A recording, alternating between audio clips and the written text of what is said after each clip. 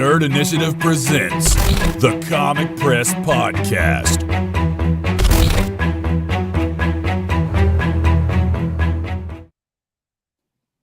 What is going on, everybody? Welcome back to the Comic Press Podcast. I'm your host, JJ. I'm back again with my co-host, co-founder of Nerd Initiative, Michael Rothman. What's going on, man? It's like we never left, dude. Oh, dude, I know. We were just here yesterday. We've been on. So for the, if Restream guys are watching, we've been on here. We just slept in our chairs and stuff. So yeah, we never. All I did was take my hoodie off, Yeah, I put mine on. Exactly. There we go. But anyway, we've got one of my favorite guests to have on the podcast for sure. He's already been on twice. He was one of the first people I actually ever interviewed in like any kind of professional capacity. Welcome back, Alan Dunford. What is up, my man? It's me. It's you. It's me. I'm so happy to be here with you guys. I feel like we need to play the music from like Taylor Swift. Like, I'm the problem. It's me. I pretty much am the problem. Yes. Yeah, that is 100% factual. Yeah, well, YouTube would probably ban us for that, though. Wait, so is this the Alan Dunford from one of Kickstarter's projects to love Alan Dunford? No, yeah, believe it or not, it is. That's not you. That can't be him. Yeah, it's so crazy. I can't wait to I can't wait to really get into it with all this stuff. But yeah, this has been awesome, guys. No, it's one of the cooler books that, like, everything you guys end up putting out is so much fun to read. And I haven't even read the whole thing yet because I've only gotten the first like 8 or 9 pages of it, but it's already so good. Well, I appreciate that. Thank you. Yeah, it's like I said, man, this book has been so much fun to make, and it's cool to just see something organic happen, like how originally. Yeah, we only anticipated Pocus Hocus just to be like 4 issues, and then it grew into something else, and then now we're here. And it's just, I don't know, and it's cool just to see how all the unexpected has happened. You got the Pocus cinematic universe now. Yeah, I know. Yeah, the PCU. PCU. I love it, man. So before we go any further, for the squeamish in the audience, just know that there is going to be horror elements being discussed, blood being shown on some of the slides. So just be aware of that. If that makes you uncomfortable, please go ahead and click away now and come back later. And if my face makes you feel uncomfortable, just click away forever. And I mean, I guess the same disclaimer can apply for all of us, right? If you don't want to see any of our ugly mugs ever again. Yeah, I apologize for the crooked teeth, Yeah. But anyway, man, let's start off. First off, Horus in Hell, man. Tell us how you decided to spin off from Pocus Hocus, which it did really well. It's still going to be doing really well once it gets into shops. I already know it will. And why did you guys pick Horus of all the other characters in the book to go with? I guess it was one of those why not situations. It's one of those things where we never expected, obviously, any of this, but with Horus especially, it was one of those characters that just kind of organically grew out of the story, and people really responded to it. And it's so frustrating because he's the character we spent the least amount of time on. And it had the best reception out of everything, because Horus was one of those characters. It was just like, hey, it's fun. It's a cool sidekick that we get to do and really play around with and all this stuff. And then people just kept wanting more. So we were like, okay, we'll go ahead and do an 8-page just ash can mini story for Pocus Hocus. We'll have fun with it and just show the origin of Horus.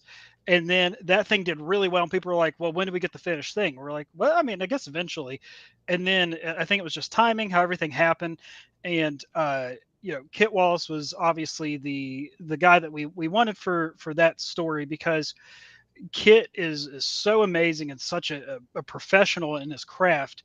He has done cover work for us ever since we've started. Like if you see a book of ours, you're going to see a cover from Kit Wallace.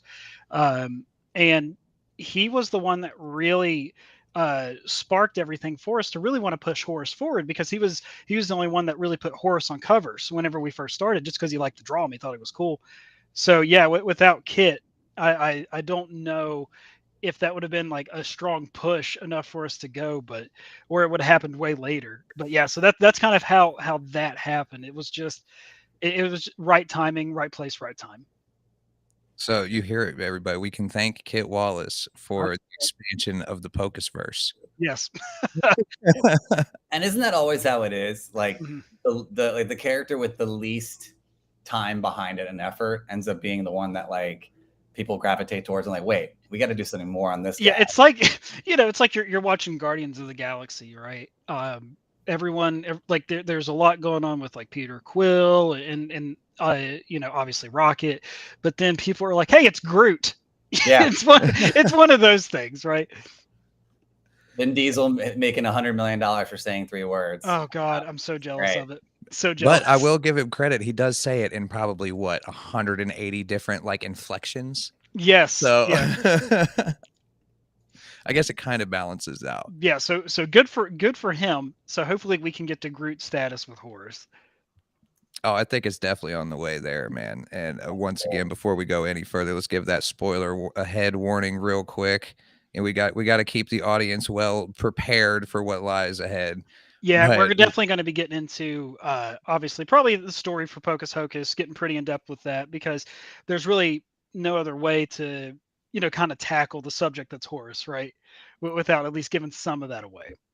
So to give a tease of Pocus and Horus real quick, let's play the trailer that this amazing team of people came up with for you guys. So let's see this.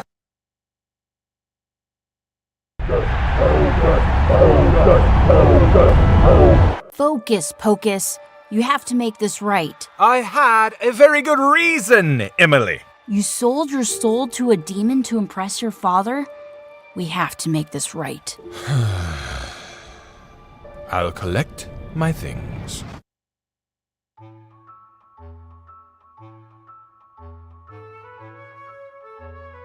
Cute, fluffy bunny. Magician's prop. Decorated war hero in Hell's army. From the minds behind Grandma Chainsaw and Pocus Hocus comes a delightful trip into the underworld with everyone's favorite demonic pink rabbit, Horus in Hell. Follow Horus as he finds himself mistakenly eternally pledged to the great magician Pocus Hocus, and watch as he is dragged into hell and has to fight his way back. Demons. Angels.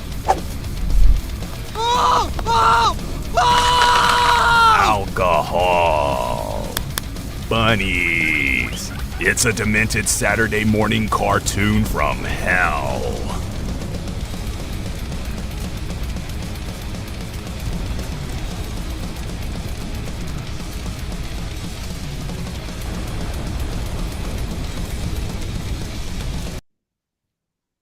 If that doesn't get you pumped for a comic book, I don't know what will. And it's great to see that. And then we also have the other trailer too. I'm a sucker for trailers, so it's just awesome just to know that we have like such a great variety. And that thing just was awesome. I love that comment. Yeah, that's Queen. I want to know. There's something I've wanted to know. So for those who don't know out there, right? The voiceover work was done by this incredible, talented, ruggedly handsome. I can go on and on. Mickey, who's known as Self on Walla Keys. Did he get Pocus's? So he. I remember seeing the back and forth in the chatter about this, and I remember him saying, "I just have a feeling that like Pocus has a British accent. I don't know why." Was he anywhere close to what you had in your mind? Yeah, definitely. Because I don't think we'd be able to. I don't know. It just like the Victorian era and how like modern Gothic everything is. It just kind of fits, right? Mickey nailed it. Yeah, Mickey nailed it. And it's almost like that. It had like a New England kind of inflection to the British accent, like early like the accent they always give British coming? colonists in like what was that movie? Patriot. How a lot of people talked in Patriot. It was kind of a mix between like New England, Boston-ish, and then like British accent. Yeah. That's amazing. We do need to talk. So we talked a little bit about Horus, like, and how he. Well, no, we didn't talk about. We talked about like how the spinoff came along, but like how did the concept of Horus come about? That's where I want to know, like, the origin story of Horus. Like, as far as like was it literally just an aside where you're like, oh, let's throw a pink bunny in there, or was there something like, what was the creative process behind that? Because I'm fascinated. Man, it's funny to talk about this stuff because it's like I just feel like, you know, air quote, my career, it could be summed up as just a bunch of happy accidents. I think that also kind of describes my birth a little bit too, but we'll get into that in another podcast. So how everything happened, especially with Horus, was, you know, of course, we're writing a story about a magician. Okay, so Pocus Hocus is a story about a magician who sells a soul to a demon to have actual magical powers. And, you know, as these deals happen, they don't work out in his favor. So that whole series is a journey of him trying to reclaim his soul. And yeah, of course, with that, whenever we're writing this thing, we're trying to be as fun and creative as possible. And one of the earliest jokes we had was, hey, what if Pocus pulls a rabbit out of his ear? So that way we kind of like turn that whole rabbit out of the hat thing. We just turned that over a little bit. And whenever we did that, we went into coloring with it after that. And Jason happened to color the rabbit pink. And we didn't instruct him to do it or anything. And we were like, oh, that's cool. Let's use that for something. And then that's when I think it really picked up after that. Wow. Yeah. Yeah. Again, happy accident. We just fell in love. Like, I think that it's always good to surround yourself with a team or people who's always challenging you. And that's what the team that we have does. And we all influence each other. And it's great because Brian's artwork will influence how Will and myself write. Jason's coloring will influence how we move forward, maybe with a character, right? And the same thing goes with Kit. You know, Kit's, even just his cover work, inspired us to really maybe take a deeper look at Horus and explore people's reception to it. No, that's great, dude. Because Kit's covers for your guys' books are always like stand out. Mm-hmm. It's very almost 90s-esque Todd McFarlane mixed with like a more modern feel. Yeah, he's perfect. You know, that would be the cover in the center, right? That's what I was going to say. Yeah, Kit's cover is the one that's in the center. And again, any project that you go see of ours, and I'm sure we'll get to the campaign and scroll through that. You get to see a lot of other cover work that Kit has done for us, because we always like to try to celebrate everyone that we're involved with, because they're giving us their time and their effort. So we want to make sure that everyone feels like, hey, I'm a part of this team just as much as the interior artist is and the colorist, you know. And speaking of the interior art, walk us through this first scene here, because this is the opening scene of the book, correct? That is actually page like 9 or 10. Oh, really? Yes. Okay, so you sent it to me out of order, man. What do you? Come on. My bad. So yeah, that is we get our origin story a little bit. We see how Horus gets summoned into this world, and you know, we just fast forward into one evening after a show, because we didn't want to date where we were in the story for Pocus Hocus. So we wanted this thing just to exist wherever the reader wants it to exist, within the confines of issues 1 through 4. Right. So yeah, this is setting up the stage for how this series is actually going to unfold. So what you guys are seeing right here is Pocus Hocus getting a fantastic idea, like he always does. And he wants to really step his act up. So he's drunk and he wants to pull a demon out of his hat, just like he did Horus. And Horus is, of course, like, hey, how about you just don't do that? And Pocus is, you know, nonsense. He's not listening to him at all. And that's really what sets it up. So Pocus, before he can close the portal, he's drunk, he passes out. So now it's up to Horus to close the portal. But just as you can kind of guess, things aren't going to go the way that they really need to. And it's in the title of the book, Horus in Hell. Horus doesn't stay on Earth. We're going to be going back to hell. I also love the fact that he's such a badass. Oh man, he's funny. he's a general. Yeah, he's a general in Hell's army. Amazing. Yeah, there was no other way for us to really set that up or how we could sell it. We really had to make sure that Horus, this rabbit, was the complete antithesis for what he actually is, right? We need this creature to go above and beyond and to be crazy, be scary, be, like you said, he needs to just be a badass. So we have to move the expectations of this cute, cuddly pink bunny to just someone that's completely hardcore. Yeah, because I mean, as everybody can see by these slides right here, Horus has no chill mode. Yeah, he's always on go. Sorry, I just can't stop laughing. It's so ridiculous. And It's so ridiculous that it's great though. amazing. Like it's the perfect amount of ridiculous. Yeah, I guess that's how we are trying to really look at like all of our work, right? We want our work to never take itself too serious.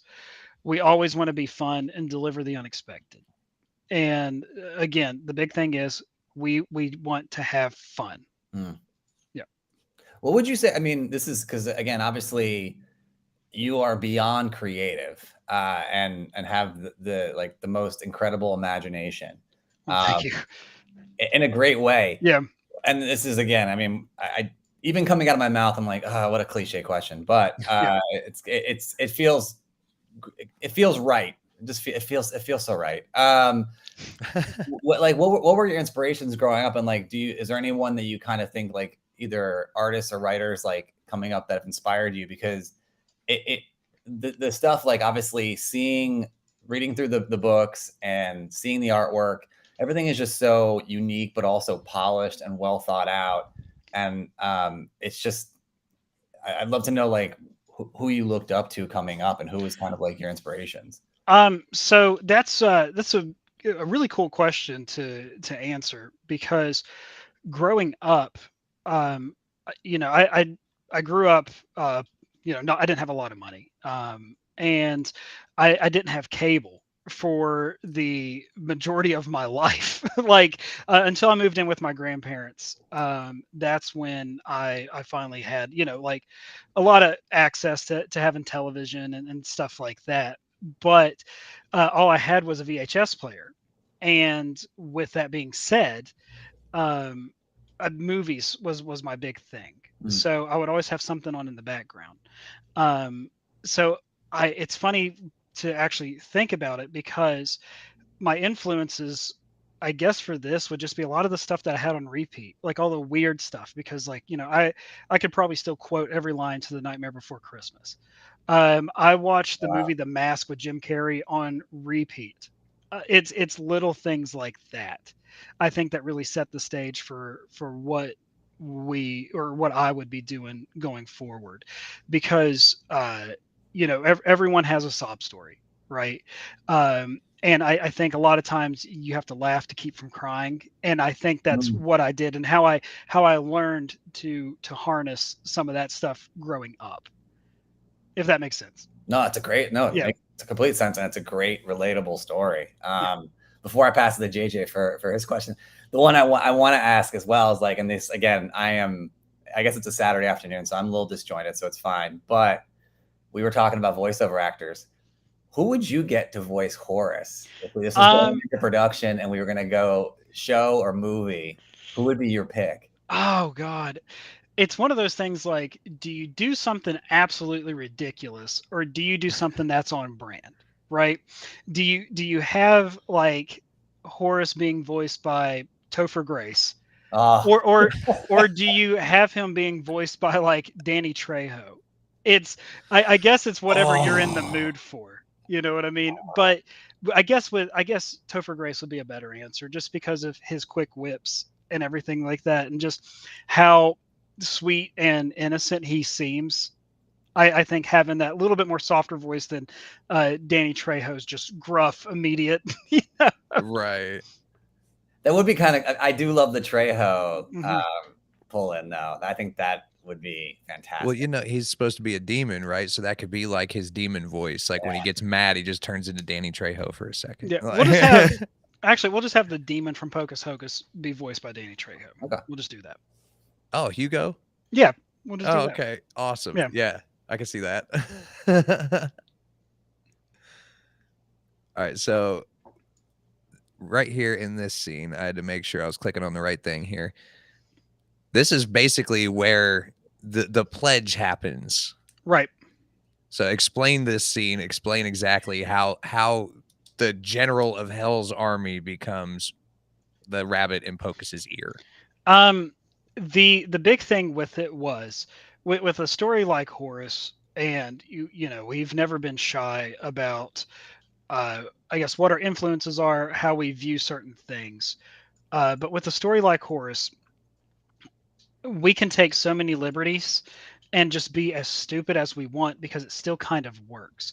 So the idea was we had this archangel come down and we wanted to really catch Horus in the middle of battle. So we had this archangel and we just see this giant fist coming down out of the sky in the middle of battle. And it was just so funny to us because it's just Pocus trying to fish around and just find something, and he accidentally interrupts a battle between heaven and hell. And to us, that just made all the sense in the world. Oh, 100%, because he didn't know what he was pulling out of his hat. He just reached his hand in through the portal, you know. 100%. Yeah, he had no idea. He just, like I said, he just reached his hand through, and then he didn't know that he interrupted a battle. And to us, that was just funny. And then, of course, you know, Pocus thinking like, hey, this must be the hand of, you know, well, I guess you can't say the Almighty in this instance. It would be the unholy, right? Right. So yeah, Horus was thinking, hey, you know, after all my years of being in Hell's army and my eternal servitude, this is it. This is finally the price that I'm paid, and I pledge my eternal services to this thing that is pulling me out of battle right now. And that it was just so funny to us because, you know, right here, you know, I think I found the right rabbit.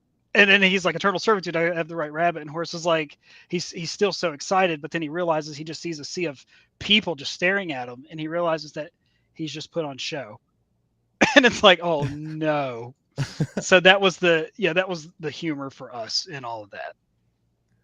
That's so good. I also loved in the previous like frame, as absolute badass as he is, he's got like the tears right before the angel was about right before the end. The little like bunny tears of like, just the mix of like the mix of anger and sadness is just hilarious too. Yeah, because we wanted Horus to always be, you know, tough on the exterior, right?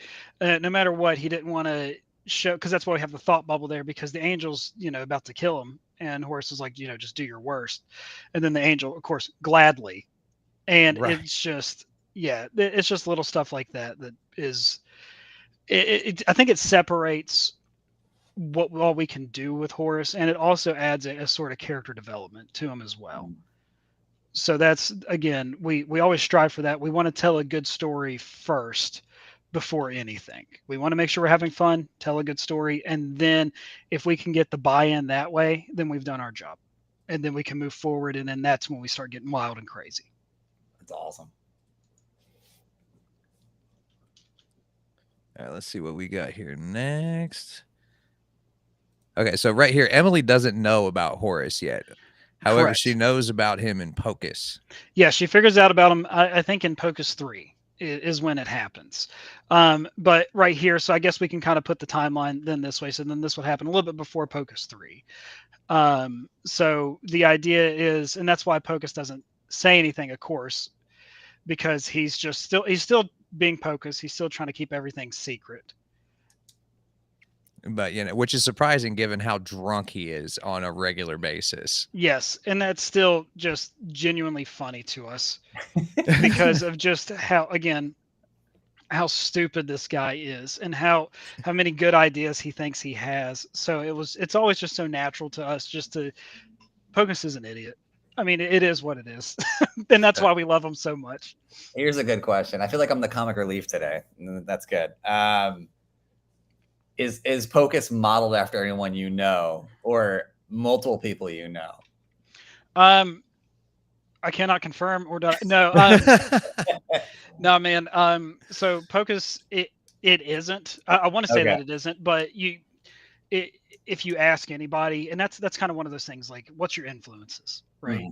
There's probably a million that are buried deep down that we don't know really, like what has really brought that to life or anything like that. And I think Pocus, it came about too because whenever we actually think about them, and whenever Will and I were working on them, because Will has a theater background, and I think because I had the idea originally, and Will really helped bring it to life for who this character is, what is he, and I think Will was taking some of his qualms with some of the theater world and some like of the really pretentious people that he's met throughout.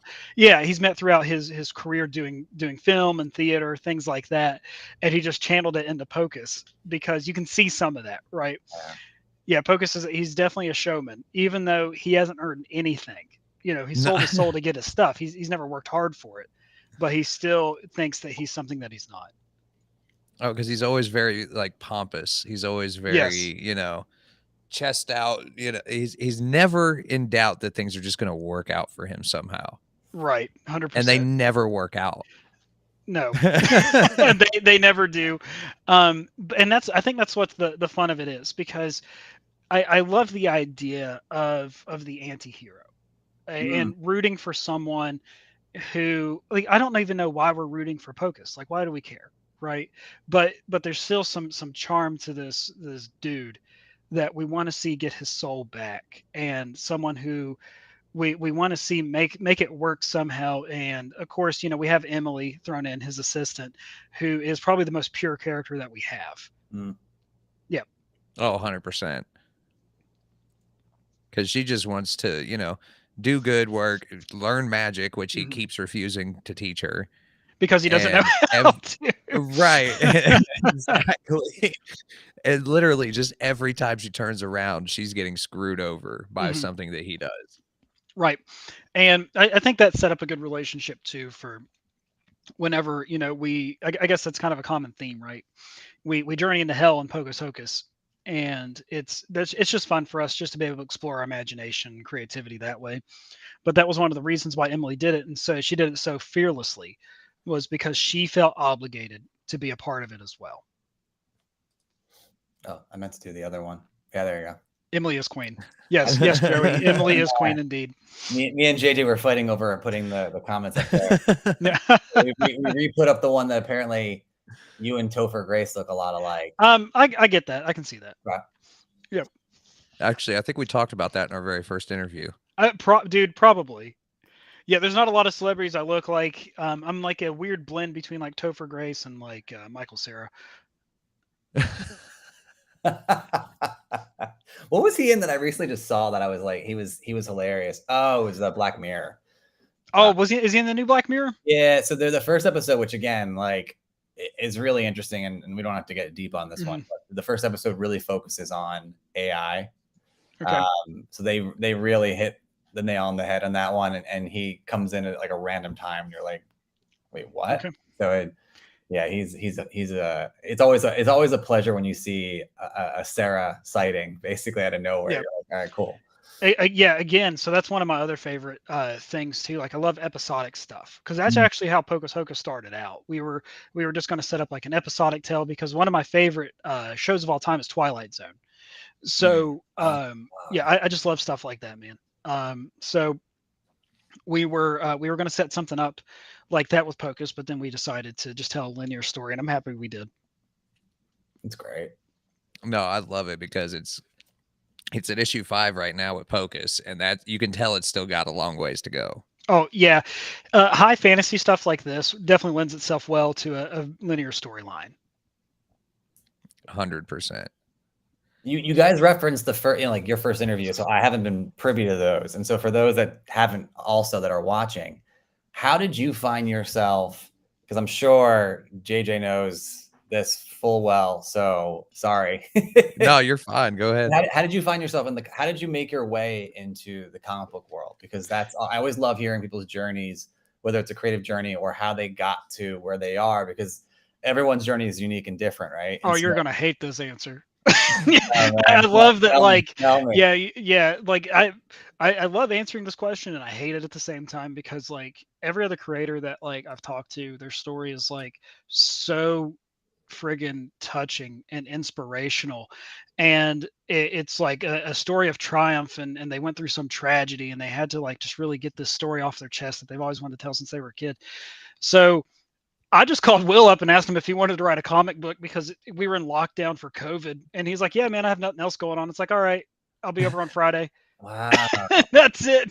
And then it just kind of took off from there. We just storyboarded the whole thing, and then yeah, here we are. But okay, so that's actually better. You than don't have to lie. You don't have to lie to me. No. People I watching. think, look, I think it's actually better, because the way I look at it, right, is I think about people out there. I always tell this story, like, look, I'm gonna date myself, but I'm in my 40s, and so I always think about like Stan Lee, whatever, there's a lot of new information out there and stuff like that, but that he didn't make it big, and he didn't do Fantastic Four or Spider-Man until he was probably in around his 40s. Like, he was doing this for a long time. I actually think about things that people can relate to and look up to. I think that's actually amazing, because it gives people the insight and the nod to be like, hey, if you want to do something, go for it. Yeah, just do it. Right. Yeah. That was kind of the mentality we had. And again, when we wrote Pocus Hocus, we only wrote it out for 4 issues, or storyboarded it, because this was just going to be a fun hobby, and we wanted to tell a story and finish it, because the ending that we had originally is nothing like even where we are journeying to today. It's kind of crazy to think about. So, and the same thing was said about Horus too, because we always try to approach everything humbly, and I guess tactfully is the right word to say, because Horus, it was all really dependent. We're an independent comic book creators, right? It's our hobby. I wish it were my full-time job right now. One day, hopefully it will be. That would be amazing. But as of right now, I still have a 9 to 5. So I also have to think about, like, making the stuff is also expensive. So we have to really go in with a budget in mind too for being a creator. So it was like, well, if Pocus Hocus, we just tell the story, hopefully it does okay. We budgeted enough to maybe do this thing. And then out of nowhere, we had a huge jump from issue 1 to issue 2. It's like, oh my gosh, people actually really like this. Wow. So then we kept going, and we approached Horus the same way. So it was, hey, okay, let's go and do a side story of Horus. Let's go and just finally give a full issue, and maybe people will leave us alone, right? And then we go ahead and tell the origin for Horus. So Will and I sat down, and we storyboarded for 2 possibilities. We storyboarded for, what if no one buys this thing? Okay, cool. We'll set it up for 2 issues, and it works great. So we can end issue 1 this way.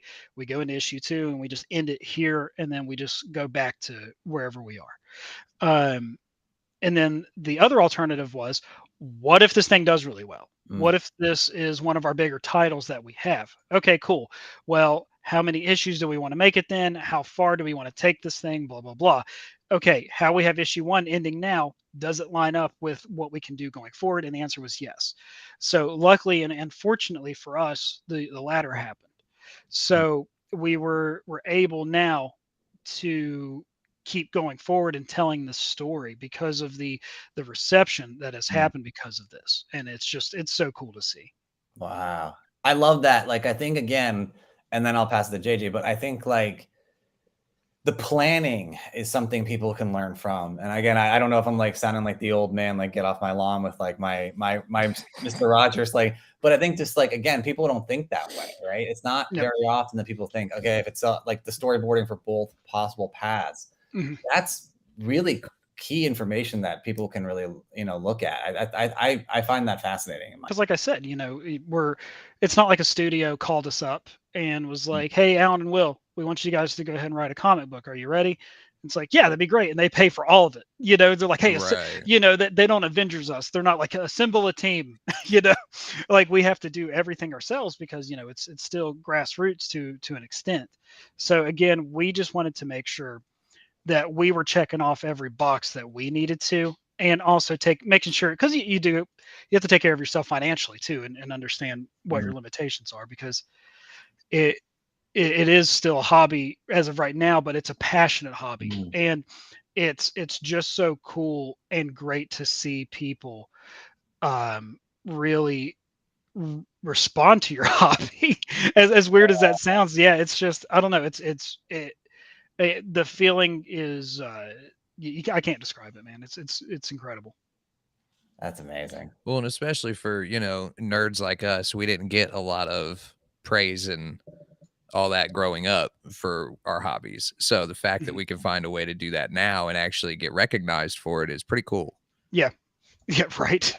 Well, you're putting, I mean, look, writing or doing or art or any of in between, you're putting, you know, yourself out there, and you're putting your art out there. And like, you know, again, it's on a major level.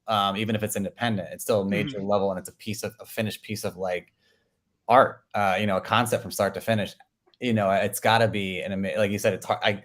I think that's the best answer we could ever get, is like, it's impossible to describe. Like, I can only imagine like the roller coaster of like happiness and emotions going, you know, inside you from day to day, seeing stuff and seeing people respond to it. And yeah, that's not even a question. It's more of a statement. So yeah, definitely. And like I said too, I wasn't sure. I wasn't sure how you guys had your overlay set up. Are we going to be able to pull the campaign up and look at it, or did you guys just have clips and stuff that you were just showing? I wasn't sure. I don't have it loaded into here. Okay. You can Michael, share do you think you could screen share that on here? Yeah, let me do it right now. Okay, cool.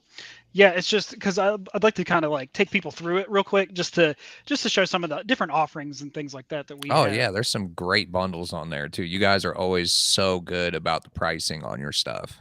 Yeah, that's something that we always try to keep in mind. So for those of you listening, again, we don't expect you to read Pocus Hocus 1 through 5 before you jump in and pick up Horus number 1. Like, that's, you know, who are we to even think that anyway? And that's why we wrote Horus the way that we did. We wrote it with the mindset of, what if someone has never read Pocus Hocus? Okay, cool. How do we structure this to where it will still make sense? And I think that we did that. You know, it's kind of fun because if you go into it blind, you just have to turn your brain off. And it's like, why can this magician put his hand through a hat in a portal to hell and pull something out? And you just take it at face value for what it is, right? And I think that was a lot of fun to kind of structure it that way. So again, that's something for new fans and old fans, because new fans will maybe read this and be like, oh, I want to learn more about these other characters. And then old fans will be like, oh, that's Pocus. Okay. Oh, they're talking about his dad, you know, things like that. But yeah, so it was really crazy. And since we've been live, we got a backer. So yay. It's so crazy. Yeah. So yeah, we hit goal in about 3 hours, which we didn't expect, because well, one, we were still in the mindset behind the scenes of, I hope people actually want to read this thing. And the other thing too is, you know, people, there's all kinds of different Kickstarter philosophies on when to launch, when not to launch, things like that. And summer months are sometimes viewed as you don't launch here months, because people are on vacation, they're doing other things rather than, you know, scrolling through and seeing what comic books are coming out. But yeah, we've just been blowing past these goals. And of course, I always want to give a shout out to Geek Collective's Joey Galvez for helping put this campaign together too. No, yeah, I mean, he does great work on these campaigns, man. They always look like very, very clean and professional. Yep. So this is actually the update. So we can get to the top, and then we can actually hit the campaign. Okay, cool. To the top. Yeah, I was like, oh, cool. I forgot we put that there. So if you scroll down just a smidge. Okay. Right there. There we go. It says campaign. Yep. There we go. Perfect. There it is. Horus in Hell.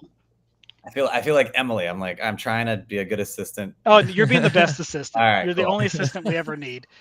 So yeah, these are just some of the screenshots and screen grabs that JJ's been showing. And yeah, it's again, Kit Wallace's artwork, it's so dynamic and it's so funny. Not to my discredit, but how little we write on the page, and then how much life Kit brings to it is so amazing. It's not often you see guys or girl, anybody able to tell a story with the artwork that well. Like a lot of the pages don't need any dialogue or words because you can clearly see what's happening. Yeah, we really lucked out by having such powerhouses like Kit Wallace and Brian Bellondo and Jason Smith on our side. That keychain is amazing. Yeah, so these are some of the new add-ons that we have. The holofoil cover is done by Edward Bentley, who's done work for us before. That's limited to 30. I believe as of recording this, we have about 10 left. We did 50 of the Horus limited keychains, and we only have like 20 left now, I think. Wow. So it's kind of crazy how fast those are going. And then this right here is a cross promotion print done by Jay Hammond, who did a cover for us and who's done several covers for us. Jay is just he's incredible, man. But so our letterer and designer Dave Lentz, along with another good friend of ours, Caleb Palmquist, wrote a book called Space Monkey Nights Go. So it's just a way for us in the indie community to really try to help each other out and just raise awareness for other campaigns. And as of right now, awesome. We got to unlock this one. This one's unlocked. I know. God, Joey, you're in chat. Fix it. So it's crazy because we did one of the stretch goals as 272 backers, because our biggest campaign as of today is Pocus 4 with 271 backers. So this is pacing to be our most backed campaign. God. Also, that's the awesome, cover is dude. insane. It's so good. Yeah, Kit did absolutely fantastic, man. I would say you showed me that cover on our last interview back in, what was it, April? Yeah, it's just crazy how fast and how far everything is like moved forward. So the cover that we just scrolled past, that was done by Brian Bellondo, who has done, all of our stuff for us, because love Brian to death, incredible artist, and he's a fantastic friend too. Yeah, just he's just a great guy all around, and I can't wait for you guys to see what all we're cooking up next with some of the other stuff we're doing. But then, yeah, this cover is made by our letterer and designer Dave Lentz, who did a Hellboy homage cover of Hellboy in Hell, and he did Horus in Hell. And then this was the cover I was talking to you about with Jay Hammond. I love that one too, actually. Because it epitomizes the character, right? Like, yeah, right. He's just is he flossing? What does he do with that bone? He's like he's doing whatever he wants. Looks like to he's do, eating man. them. Yeah, so great. This one's cool too. Wow. Yeah, so that again, Edward Bentley, and that is I think that was something we introduced back in Pocus 5, maybe. It was doing a limited run of a cover, just because I love chase items anyway. And it just feels natural just to have like a comic book cover like that. Oh yeah, I think your guys' one for Pocus 5 was the steel cover, wasn't it? Yes, it was. Yep. Because that's the one I ended up getting. So,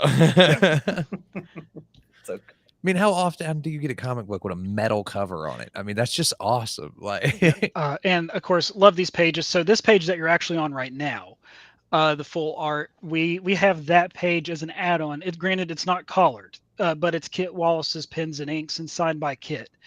So it's our one of one. cool. Yeah. That's So cool. I love it's just raw. yeah, I love just looking at this. It's just so cool just to see it come to life. I know. I'm like kind of getting. I'm like forgetting that we're actually on the stream. Yeah. Like, lost I'm just such a big. That's the thing too. I'm working with guys. Brian, Kit.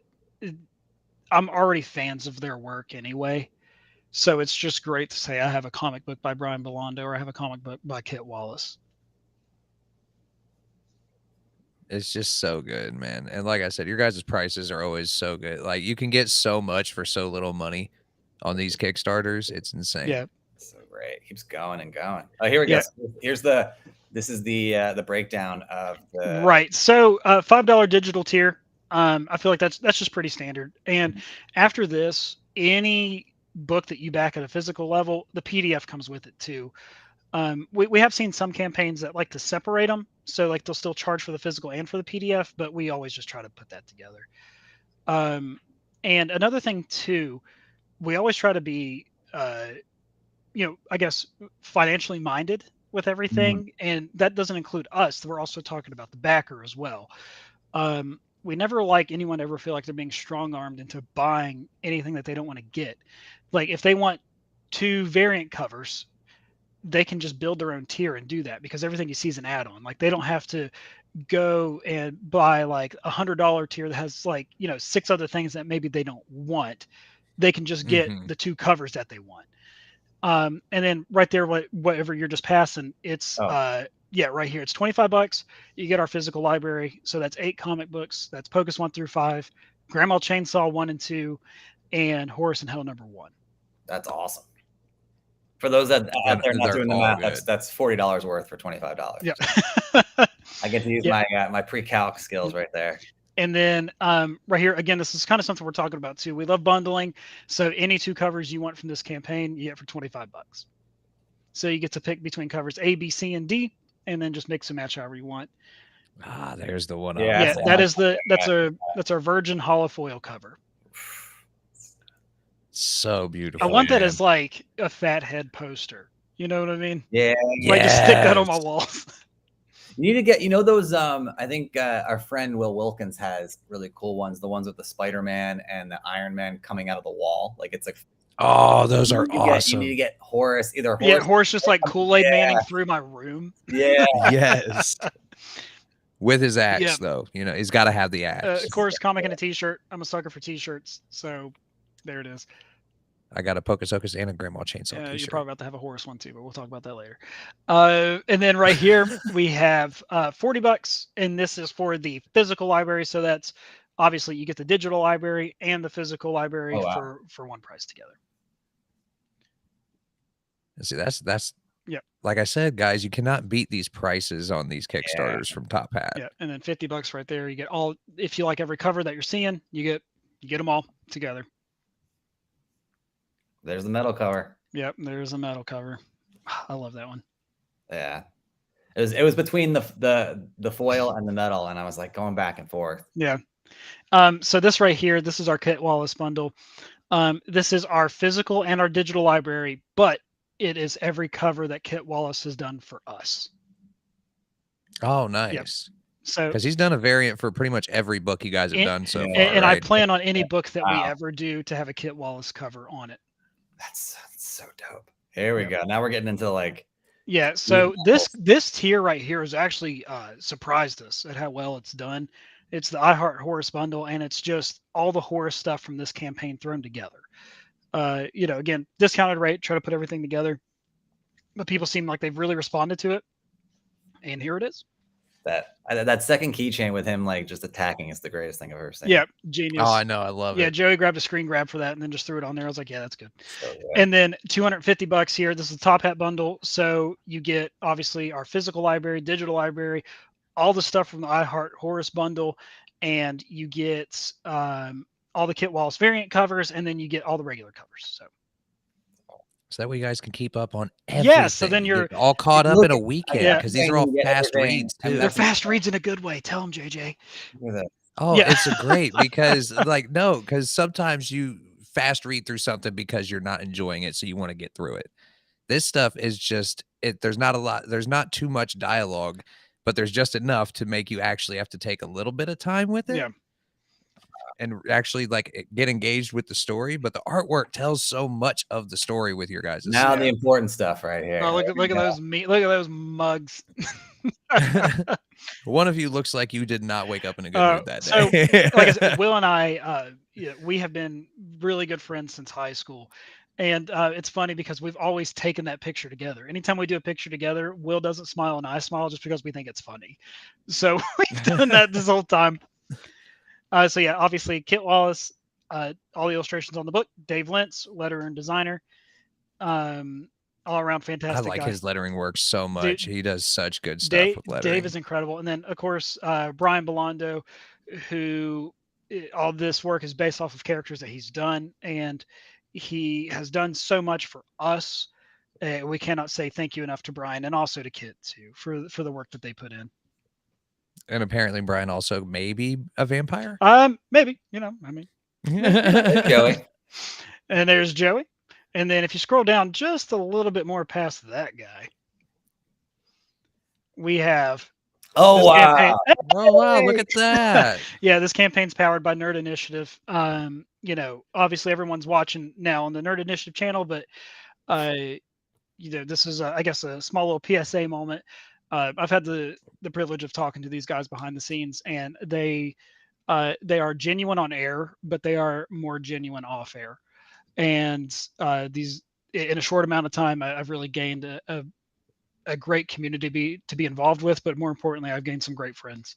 So I appreciate you guys and everyone involved. You're gonna make us cry, man. Whatever, go to hell. I know, man. Shit. That's all you get. Now go to hell. I'm not saying anything. I love this part too. It's like if you're reading this, congrats. Yeah, you made it this far. Yeah, I don't think anyone has made it that far, but I've done it multiple times. So. oh. Well, we got to keep checking if there's new cool stuff we want to add Yeah. on. Again, yeah, this thing is pacing to be our biggest campaign. I don't know if the sound will work on the screen share. Can we show the other trailer that we have at the top of this? Okay. Yeah. It should work. That's how we Okay, I didn't know if it would come off we the stream page. something else with screen Let's see share. if this works. Let's try this out. Okay, and then we full screen. And now for my next trick. A rabbit from a hat.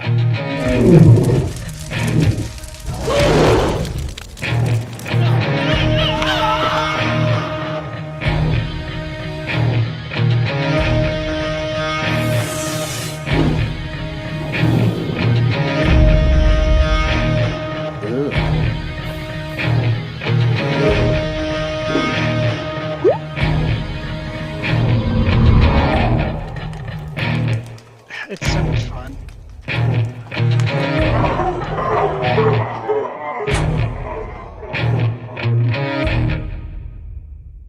I love the trailers your guys' animator comes up Yeah, with, man. The one for Grandma Chainsaw was great too. Yeah, Jared Daw, he's done 2 trailers for Pocus for us. Grandma Chainsaw now that one. So that's okay.